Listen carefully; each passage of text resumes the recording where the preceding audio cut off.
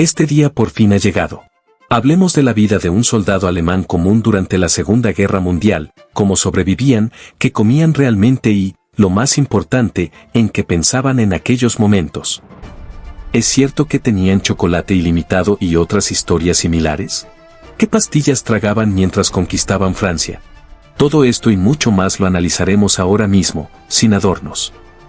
Les presento a nuestro invitado de hoy, el operador de radio Hans Kloss. En el calendario marca el 7 de junio de 1940 y, como es fácil imaginar, el ánimo de nuestro muchacho es excelente. El ejército alemán está literalmente triturando al francés, como un panecillo fresco sobre la mesa del almuerzo.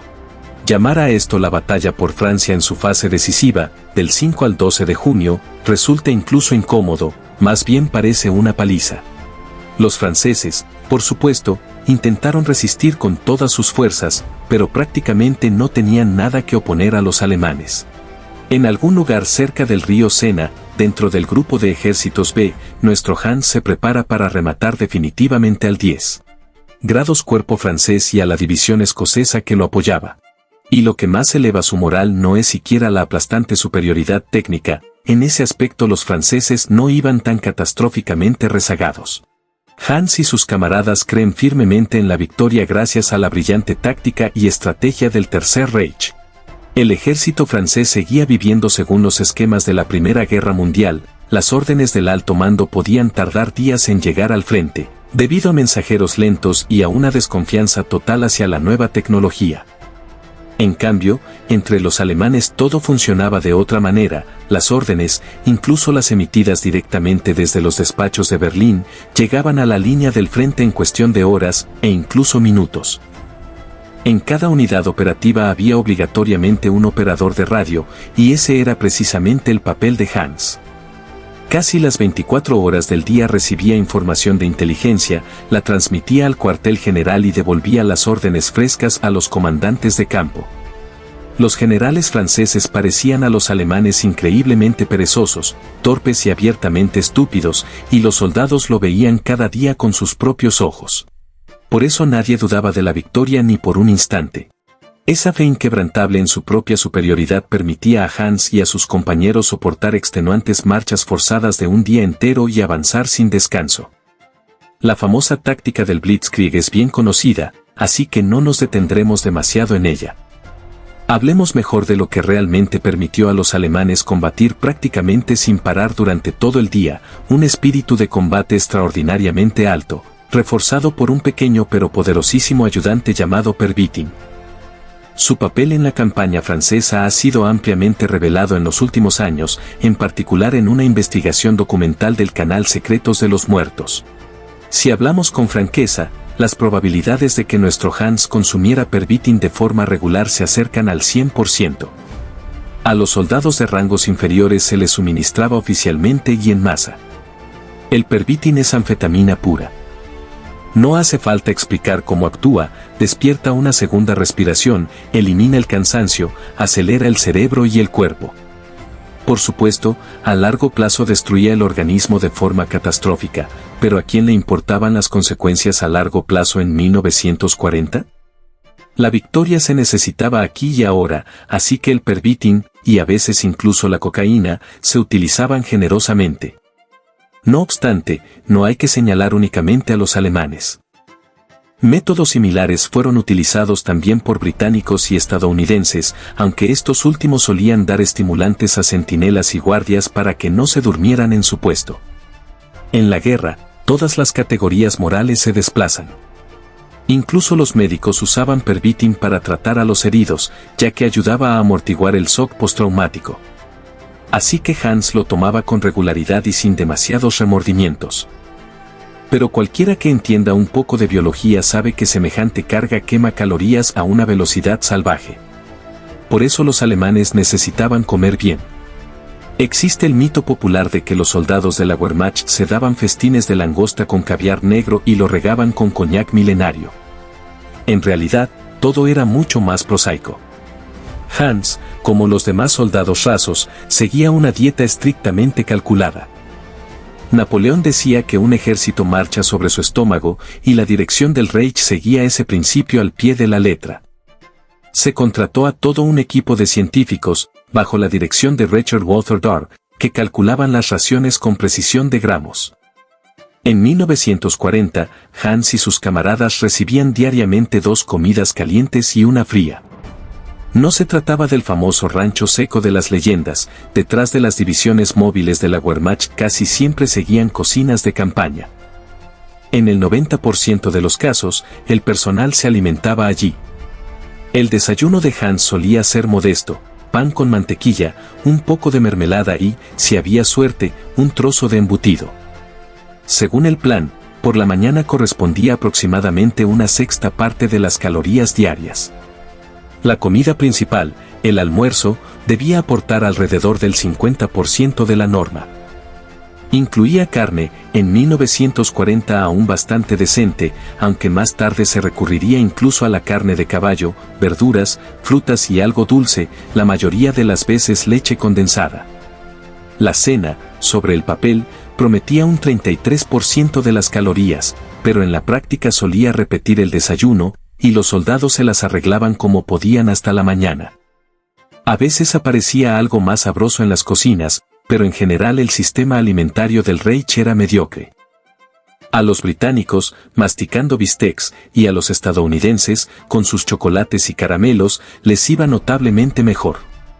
No es casualidad que en 1942 el ministro de Alimentación fuera simplemente destituido. Y ahora, sobre el mítico rancho seco. Hans lo recibía solo durante las marchas o cuando era imposible desplegar la cocina, por orden directa del mando. Se llamaba Iron Portion, ración de hierro, y se dividía en media y completa. La media ración incluía 200 gramos de conservas y 250 gramos de galletas secas. La ración completa variaba según la gravedad de la situación. En casos críticos, el comandante ordenaba distribuir las versiones más contundentes, hasta 850 gramos de conservas, 150 gramos de guisantes y 20 a 50 gramos de café o sucedáneo. No había nada dulce, la practicidad alemana ponía las calorías por encima del sabor y el peso.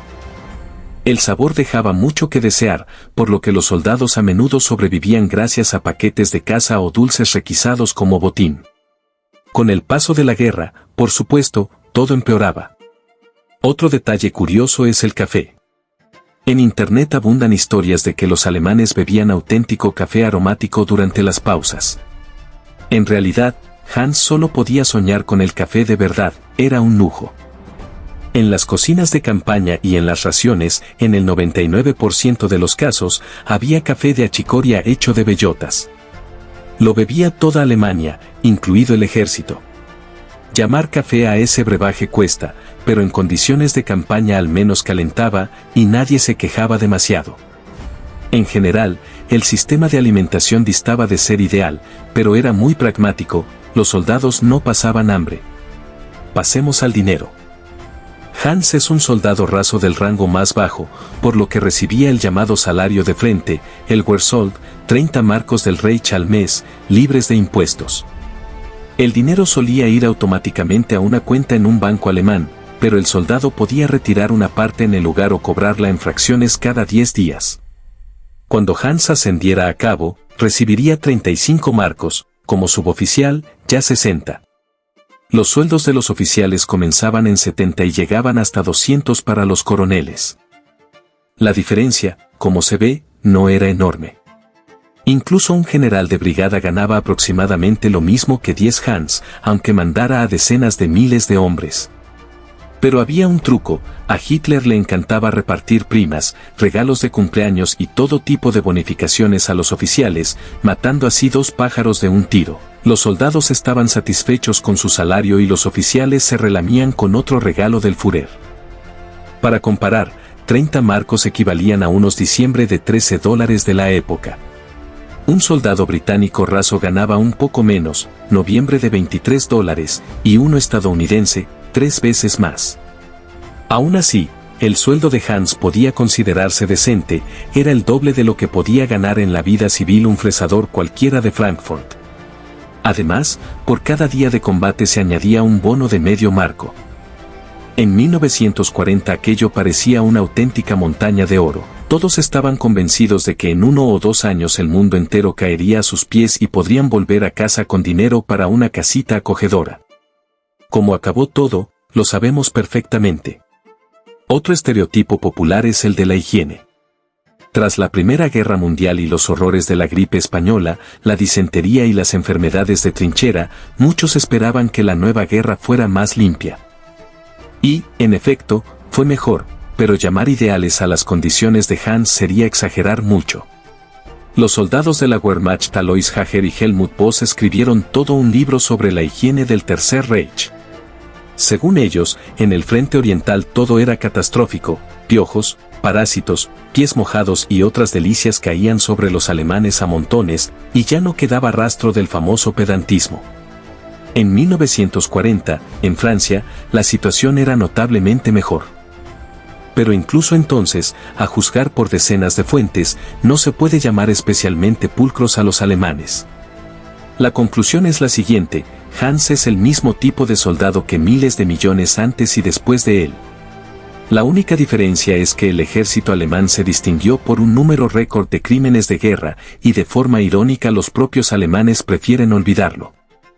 Según encuestas del portal DW, el 54% de los alemanes se consideran descendientes de víctimas de Hitler y no de soldados que llevaron horror y deshonra.